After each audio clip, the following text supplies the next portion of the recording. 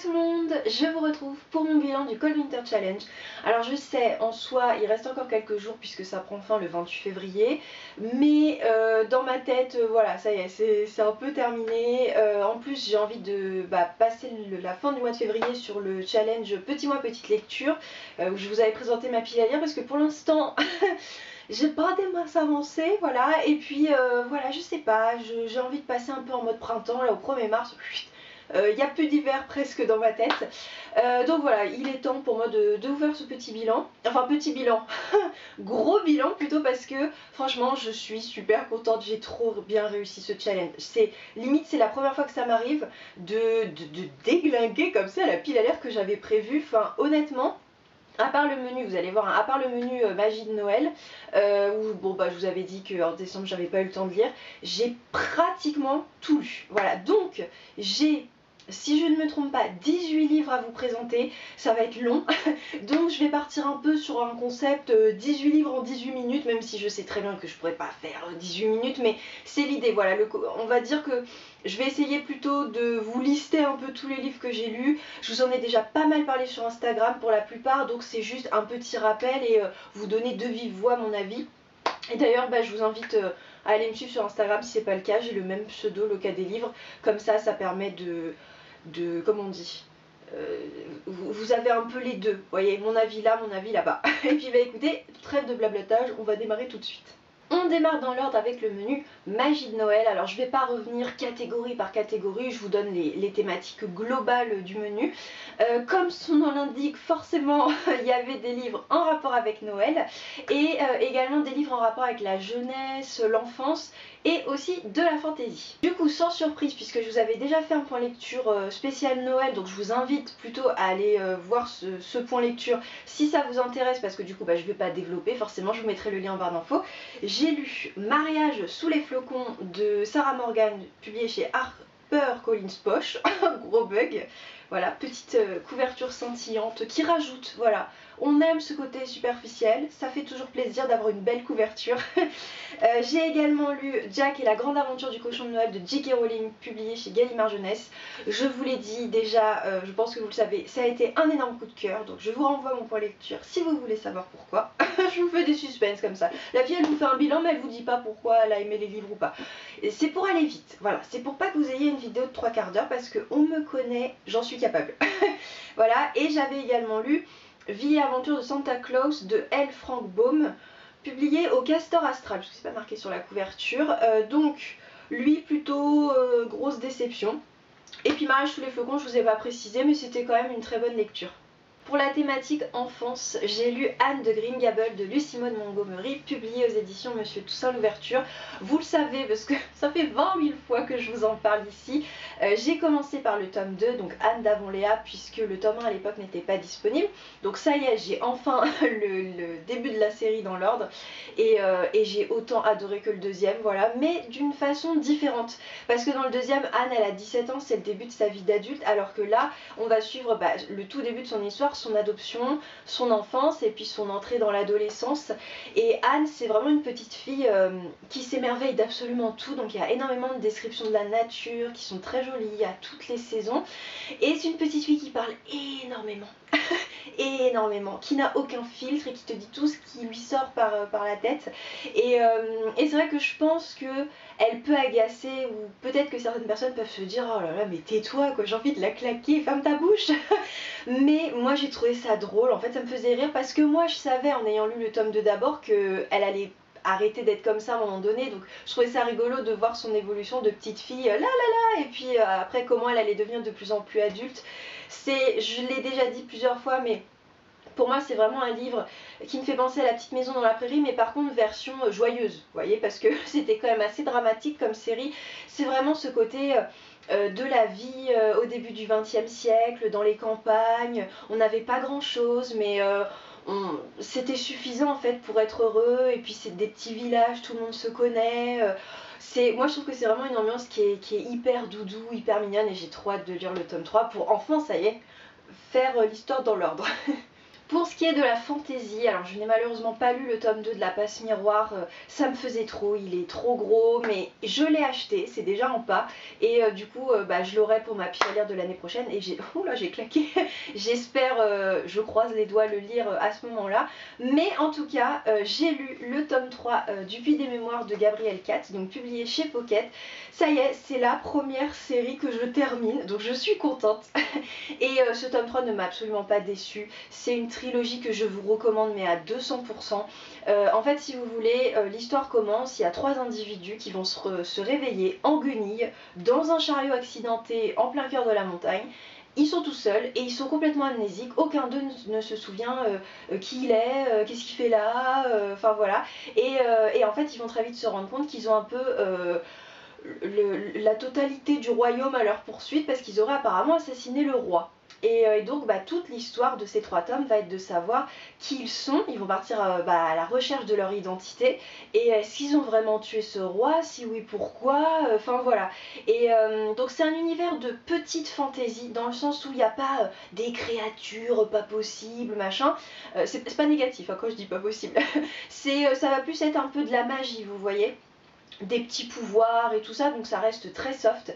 Il y a énormément, en fait c'est énormément d'intrigues, j'aurais presque envie de dire politique, parce qu'il va falloir qu'ils comprennent en fait de pourquoi ils ont tué un roi en fait.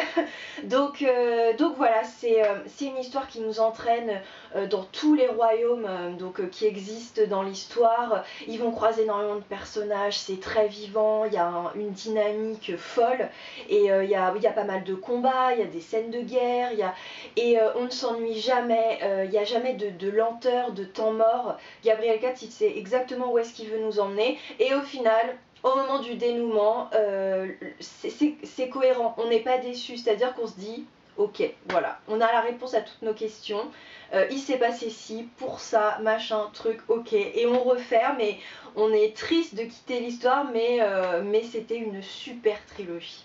On passe au menu cocooning hivernal, et donc là il fallait lire des livres feel good. Il y avait également toute la thématique LGBTQ+, sur la différence, la tolérance, et tout ce qui était graphisme, quoi, donc BD, album, manga et compagnie. J'ai donc lu tout d'abord Le Petit Jardin du Bonheur de Felicity Hayes McCoy, publié chez Mon Poche. Donc là c'est pour le côté feel good, je pense que vous vous en doutez à la couverture. Et dans cette histoire, en fait, on va suivre Cassie qui, au moment de Noël, va venir, elle est américaine, elle va venir en Irlande, chez ses grands-parents qu'elle n'a pratiquement jamais vu de sa vie, pour découvrir leur village où elle n'a jamais été en fait. Et ça va être sa découverte de la vie de ses grands-parents et puis du village, quoi, si vous voulez. Donc déjà, ça se passe au moment de Noël, mais franchement, il n'y a pratiquement rien sur Noël. Donc voilà, je l'ai lu en janvier, c'était très bien. Et clairement, ce roman est une déception. J'ai lu les 300 premières pages et les 145 dernières, je les ai lues en diagonale. première ligne de chaque paragraphe, parce que j'ai expédié, je voulais juste savoir comment ça allait se terminer. Parce que en fait, c'est un roman qui, pour moi, ne prend pas. Voilà.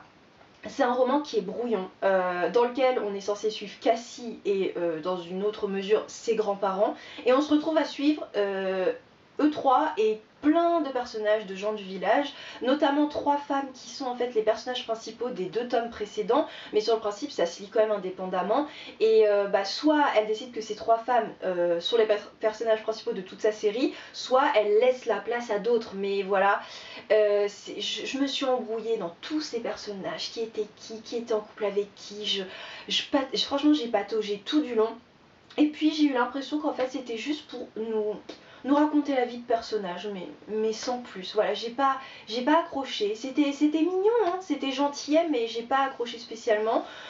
En plus, on n'a pas vraiment de réponse sur finalement pourquoi le père de Cassie et son oncle ne sont jamais revenus en Irlande, pourquoi ils avaient plus ou moins coupé les ponts avec leurs parents. Finalement, on sait pas trop. Et voilà, c'est dommage, ça partait bien, j'étais contente au début, je trouvais ça cocooning, mignon, mais petite déception. Pour la thématique LGBTQ+, j'ai lu le tome 1 de Heartstopper, mais du coup ce n'était pas prévu. J'ai également lu le tome 2 et j'ai acheté le tome 3 et le tome 4 pour finir la série parce que j'ai bien aimé, voilà. C'est une série donc qui a été écrite par Alice Oseman et moi j'ai les éditions anglaises qui ont été publiées chez Hodder et honnêtement ça se lit très bien parce que bon, ce sont des romans graphiques et comme vous pouvez le voir il n'y a pas énormément de texte donc vous pouvez clairement foncer en anglais. Ça va nous raconter tout simplement l'histoire d'amour entre deux adolescents, donc l'un qui est gay et l'autre qui est hétérosexuel mais qui va pour autant tomber amoureux d'un garçon. Et c'est tout mignon, voilà, c'est sans cliché, c'est juste deux adolescents qui tombent amoureux et qui vont essayer de vivre leur histoire d'amour et avec leurs préoccupations d'adolescents et c'est vraiment un petit bonbon, vous lisez ça le soir en une soirée, un tome avant d'aller vous coucher, après vous êtes bien détendu, je peux que vous recommander cette petite série qui est vraiment trop mignonne. Niveau graphique, j'ai lu Les Schtroumpfs et la Tempête Blanche, donc publié chez Le Lombard. C'est le dernier album en fait qui est sorti en fin d'année. Et vous serez d'accord avec moi, on était clairement dans la thématique du Cold Winter Challenge, voilà. Les Schtroumpfs, je vous l'ai dit, c'est ma Madeleine de Proust, je les ai tous.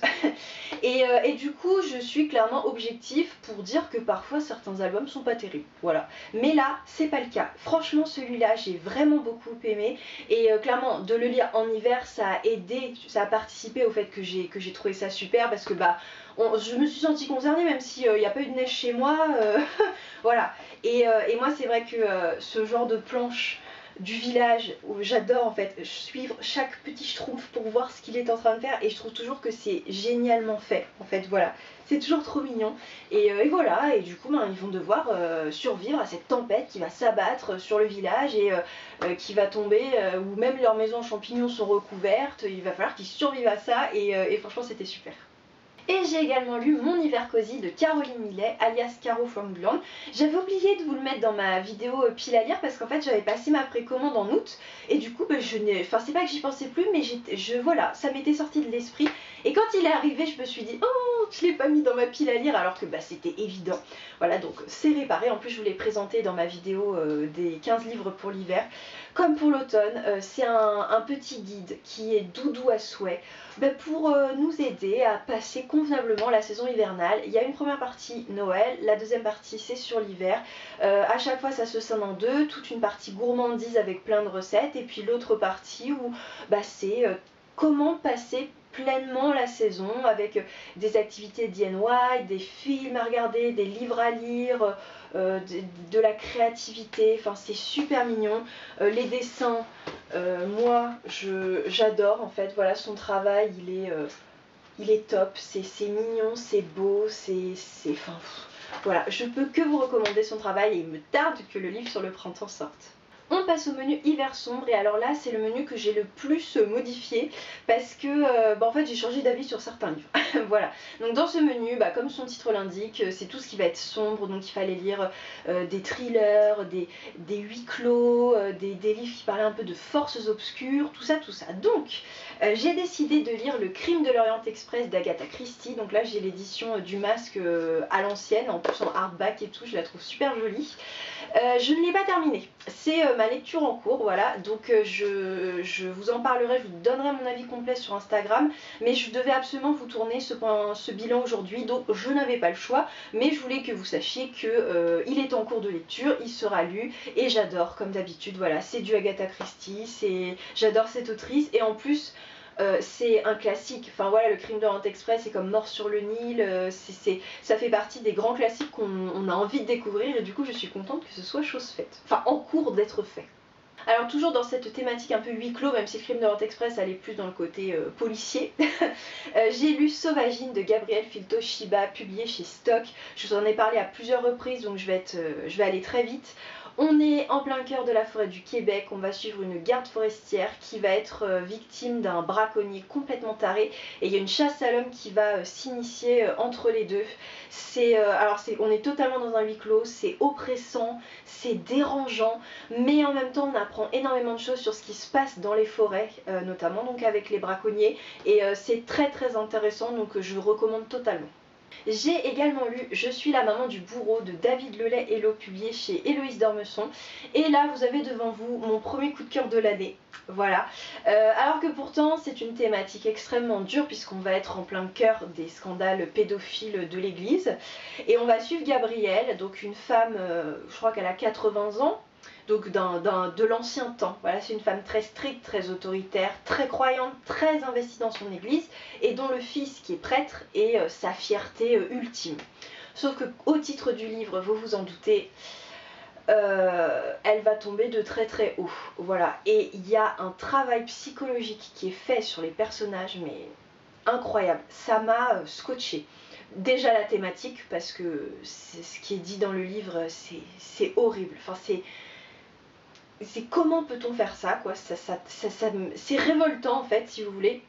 Et en plus, cette déconstruction de l'amour d'une mère qui refuse d'ouvrir les yeux et qui, quand elle va les ouvrir, va se rendre compte qu'elle a engendré un monstre. Oh là là, ce livre, il m'a foutu une grosse claque, il m'a complètement retournée. Je veux pas vous en dire plus, mais vraiment lisez-le. Et enfin, pour le côté forces obscures, j'ai lu Harry Potter et le prisonnier d'Azkaban de J.K. Rowling, publié chez Folio Junior, tout ça, vous savez. Franchement, j'ai adoré. Voilà, je vais pas dire grand chose dessus, tout le monde connaît, mais c'est vrai que pour les deux premiers livres, comme je connaissais par cœur les deux premiers films, j'avais beaucoup aimé, mais bon, j'avais pas eu vraiment de découverte. Alors que là, moi, c'est vrai que je suis toujours passée complètement à côté d'Harry Potter, donc j'ai vu tous les films cet été, mais là, j'entrais vraiment dans une histoire où je connais pas vraiment par cœur, et où le livre commence à différer un petit peu du film, donc j'ai découvert plein de choses, j'ai adoré, et c'est vrai que moi qui avais toujours été rebutée par l'épaisseur des livres à partir du tome 4, là en fait ça me fait plus peur parce que ça se lit tellement vite, enfin vraiment j'étais accro, alors que pourtant du coup je connais l'histoire, je sais comment ça va se finir, j'avais envie de savoir comment c'était amené dans le livre, et du coup je trouve ça vraiment génial, même si je suis passée à côté toute ma vie, là en fait de découvrir enfin à mon âge le phénomène. Voilà. On passe au dernier menu qui est Marcher dans la neige, et donc là c'était tous les livres qui se passent dans le froid, en plein hiver. On parlait aussi des animaux, du nature writing, et aussi d'une certaine un peu introspection, de cheminement personnel. Et donc, le gros regret de mon challenge, c'est que je n'ai malheureusement pas eu le temps de lire Briser en nous la mer gelée d'Éric Orsena, donc publié chez Folio. Il me fait très envie depuis 2 ans ce livre, mais c'est vrai que malheureusement ça s'est combiné d'une certaine façon où je n'ai pas pu, mais c'est pas grave, voilà, je me dis je le lirai l'année prochaine. En attendant, j'ai fait plein d'autres jolies lectures, notamment La félicité du loup de Paolo Cognetti, publié chez Stock. Pareil, je vous en ai parlé dans mes 15 livres à lire en hiver, qui sont parfaits selon moi. Là, on est en haute montagne, on va suivre 2 personnages, un homme et une femme, qui vont se rencontrer dans un refuge, et puis qui vont se perdre un peu de vue, puis qui vont se rencontrer quelques mois plus tard. Et c'est vraiment toute cette vie un peu hors du temps qui se passe dans les hauts sommets, où il n'y a pas un bruit, il n'y a que, en fait, si vous voulez, l'écho de la montagne, la neige, et ces refuges où les gens se rencontrent et où c'est vraiment une vie qui est complètement à part, et j'ai adoré découvrir cet univers à travers cette histoire. Toujours dans la même thématique très hivernale, j'ai lu Le goût de l'hiver, donc qui est paru chez Mercure de France, et qui en fait est un petit recueil de nouvelles, de poèmes, de contes de grands auteurs autour du thème de l'hiver. C'est comme dans chaque recueil, il y a des histoires qui nous parlent plus que d'autres, mais dans l'ensemble, j'ai beaucoup aimé. Je trouve que les textes, ils sont très bien choisis, on est vraiment dans les thématiques, parce qu'il y a plusieurs thématiques au sein de l'hiver, et à chaque fois, on est vraiment dedans. La personne qui a dirigé la collection n'est pas partie dans des délires comme des fois c'est le cas. Non, vraiment, j'ai beaucoup aimé. En plus, c'est tout petit, je vous recommande. Pour le côté un peu introspection, j'ai lu Plus loin que l'hiver d'Isabelle Allende, donc il vient de sortir en poche en français. Je crois que c'était en février, donc si ça vous intéresse, vous pouvez vous le procurer. Et moi j'ai la version espagnole, donc Más allá del invierno, qui est paru chez De Bolsillo. On est en plein New York, en pleine tempête de neige, et on va suivre 3 personnages qui vont être contraints de faire équipe parce qu'ils vont être face à un gros problème. Voilà, je ne vous en dis pas plus. Et à travers énormément de flashbacks, on va revenir sur le passé de chacun des personnages et pour deux d'entre eux, donc qui sont deux femmes, on va partir clairement d'Amérique latine puisqu'elles sont originaires, alors il y en a une, il me semble que c'est du Chili et l'autre je ne sais plus, mais enfin en tout cas on va suivre leur parcours et c'est vrai que moi comme j'aime beaucoup l'Amérique latine, j'ai beaucoup aimé suivre tout ça. Mais c'est vrai que même pour le troisième personnage qui n'est pas latino mais qui a aussi une histoire, leur parcours de vie était très intéressant pour arriver aussi à un peu cette introspection, ce changement qu'ils vont un peu provoquer en eux. Mais c'était trop. Au bout d'un moment, je me disais, bon, les flashbacks, ça va bien 5 minutes, mais ça serait bien que l'histoire elle avance un peu. Et je pense sincèrement que Isabelle Allende aurait pu faire plus court, voilà. Mais ça reste une très grande autrice latino-américaine que je suis très heureuse d'avoir enfin lu un de ses livres et ça reste malgré tout une très jolie histoire que je vous recommande. Et enfin, dernier livre de ce challenge, pour la catégorie animaux, j'ai lu Cro-Blanc de Jack London, publié chez Pocket. Je savais plus en fait si au collège j'avais lu Cro-Blanc ou L'Appel de la Forêt, et je pense que c'était L'Appel de la Forêt parce qu'en fait j'ai pas vraiment eu de souvenirs qui sont revenus plus que ça. Et franchement je suis super contente de l'avoir lu, ça reste quand même un très grand classique de la littérature américaine, et j'ai beaucoup aimé. Voilà, j'ai conscience que c'est pas un livre qui peut plaire à tout le monde, parce que on est vraiment dans du nature writing, on est dans des... Oui, si, quand même des descriptions, mais en tout cas, même si c'est pas hyper descriptif, si on est en plein cœur de la vie, de la nature et des animaux, et certaines personnes peuvent ne pas adhérer. On va suivre vraiment toute l'histoire de Cro-Blanc, donc on va démarrer par l'histoire de ses parents, puis sa naissance, sa jeunesse, et toutes les étapes de sa vie. Il va être un peu domestiqué par des Indiens, il va après être chien de combat, enfin... C'est vraiment tout un parcours de vie et on est dans une atmosphère très particulière qui est la loi de la nature, hein, c'est la loi du plus fort, c'est tuer ou être tué. Donc c'est particulier, c'est toute une ambiance, mais moi c'est vrai que j'ai beaucoup aimé. Voilà. On est clairement à beaucoup plus que 18 minutes, hein, voilà, c'était en fait impossible de faire 1 minute par livre. Je ne sais pas à quel moment j'ai cru que j'y arriverais, mais bon voilà. Mais en tout cas, on n'est pas non plus à 3/4 d'heure, du moins je l'espère, si je ne louche pas. Et du coup, bon, ça sera quand même un entre-deux, voilà. En tout cas, écoutez, moi j'ai vraiment passé un super challenge, comme vous avez pu le voir, j'ai eu, à part quelques déceptions, de très bonnes lectures.